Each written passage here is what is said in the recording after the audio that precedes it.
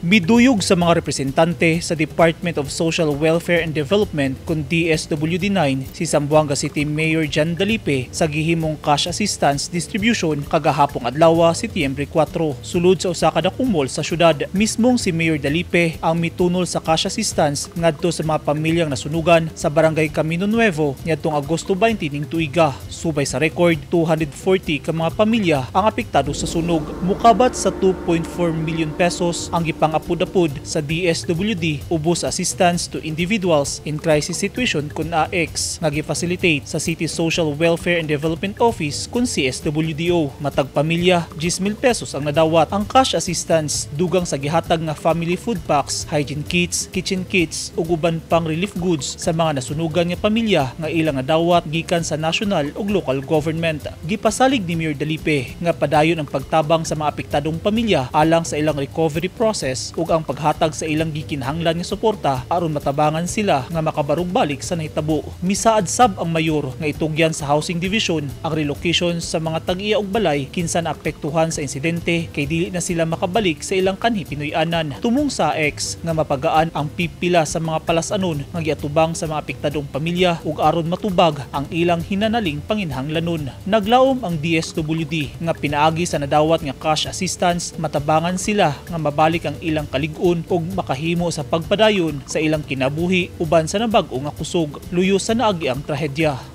Eugene Hinutan, Newsline Philippines. Stay safe.